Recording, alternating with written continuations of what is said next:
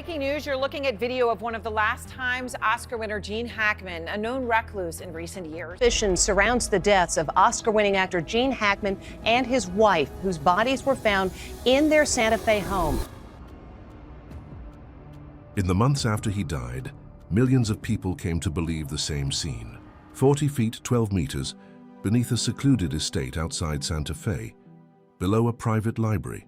A flashlight beam finding an iron door with no handle on the outside. Sealed, the story goes, from the inside.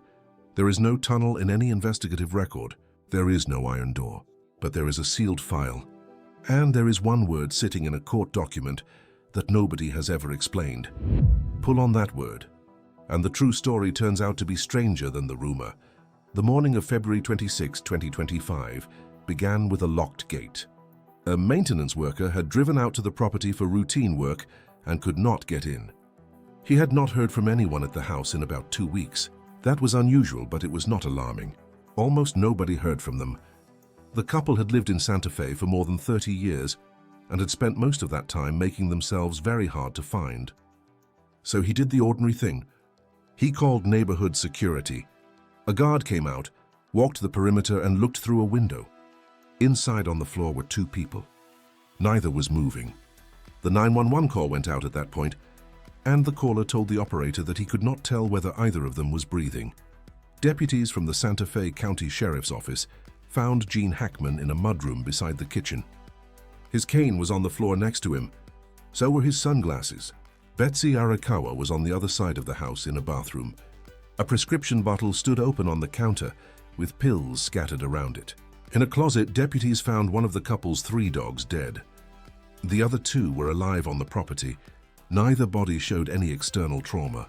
Both tested negative for carbon monoxide.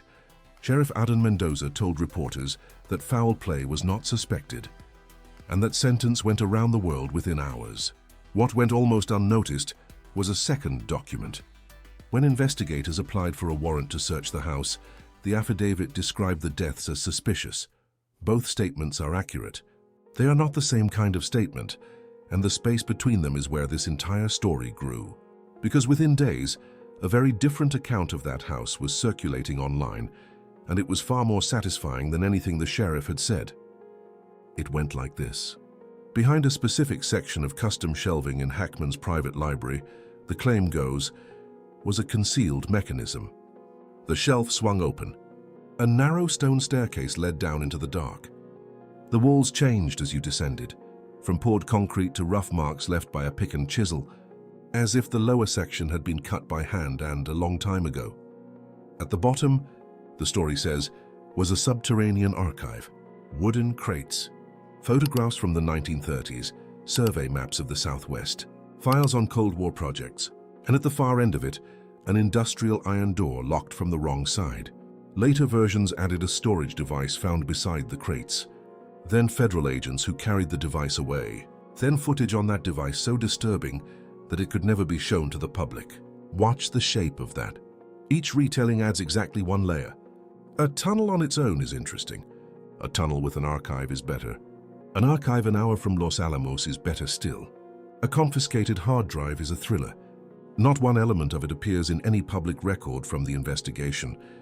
And yet almost every element of it is a distorted reflection of something that genuinely happened. So start there. Start with the parts that are true. Los Alamos is real and it is close. Roughly 35 miles, 56 kilometers north of Santa Fe sits the laboratory where the first atomic bomb was designed. Surrounded by decades of classified work, restricted land and buildings that still do not appear on public maps. The region has been absorbing rumors about what lies underneath it since the 1940s, and most of them have never been settled either way. Northern New Mexico genuinely is one of the most secretive landscapes in the United States. All of that is true, and all of it is irrelevant. Proximity is not connection. A house 35 miles from a laboratory tells you nothing about what is under the house. But a rumor does not need a connection. It needs a real thing to stand next to. And it found one. Hackman, the researcher, is real as well. He retired from acting in 2004 and became a novelist. He co-wrote historical fiction with Daniel Lenihan, an underwater archaeologist who led the National Park Service unit that surveyed submerged sites. A retired actor spending his last decades working with a man who explored sealed spaces for a living. You could not design better raw material if you tried. Then there are the roles. Harry Call in The Conversation, Brill in Enemy of the State, men who found what powerful people had buried and paid for it. For 3 decades, audiences watched Gene Hackman uncover secrets. When he died alone behind a locked gate, that memory was already there, waiting to be used. But none of it explains why this particular story refused to die. The 2 things that made it unstoppable both happened in a courtroom.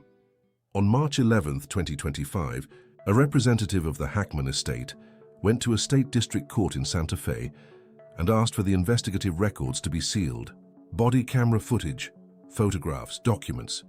The petition cited the family's constitutional right to privacy and grief, and it described a couple who had lived, in its own words, an exemplary private life for over 30 years.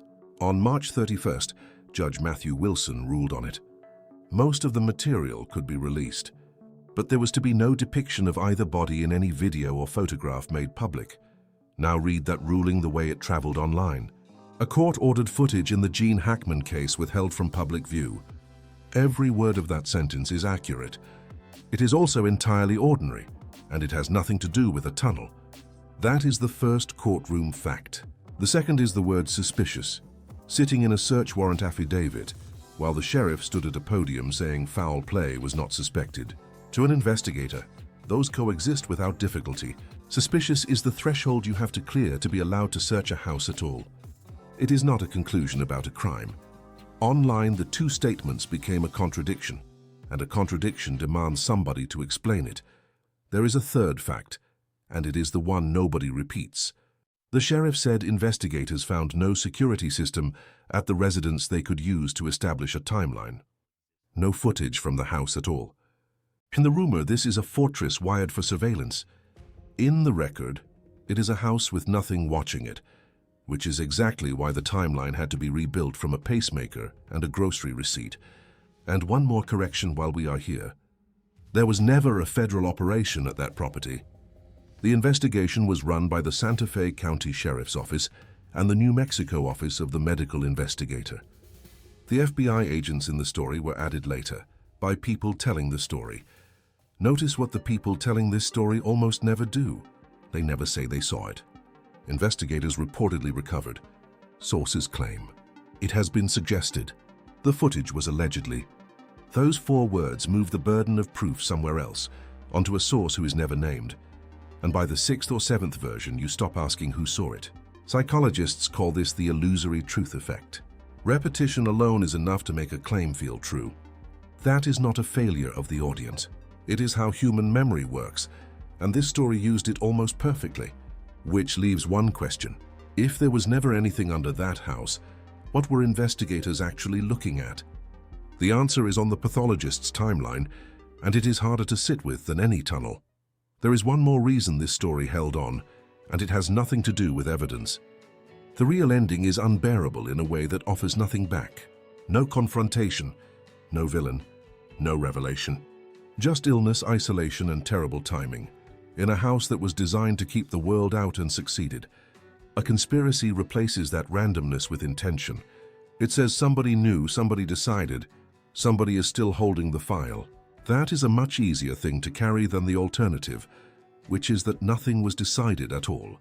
February 11th, 2025 is the last day anyone can place Betsy Arakawa alive. She emailed a massage therapist late that morning. She went to a grocery store, then a pharmacy, then a pet food store. At 5:15 in the afternoon, she drove back through the gate of the community. After that, nothing. No email, no call, no card, no movement anywhere in the record. She died of hantavirus pulmonary syndrome, a rare illness carried in the droppings of infected rodents. It begins like flu. It can kill a healthy adult inside a week, and by the time the breathing fails, there is very little medicine can do. Investigators later found signs of rodents in outbuildings on the property and told the public there was no meaningful risk to the neighborhood. Hackman's pacemaker recorded cardiac activity on February 17th and an abnormal rhythm on February 18th. That is the last record of his heart, which means he was alone in the house for roughly 7 days. He was 95 years old, with advanced Alzheimer's disease. The chief medical investigator said it is quite possible that he never knew his wife had died. He had no food in his stomach. He was not dehydrated.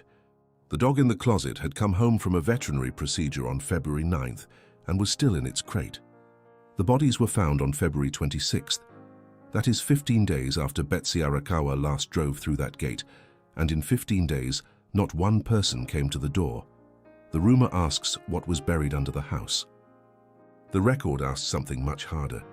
How does a 95-year-old man with advanced Alzheimer's spend a week alone with his wife's body, inside a gated community, and nobody notices? There is no tunnel beneath the house in Santa Fe. There is a mudroom, a cane, a pair of sunglasses on the floor, and 7 days that nobody was there for. That is the part nobody made a video about.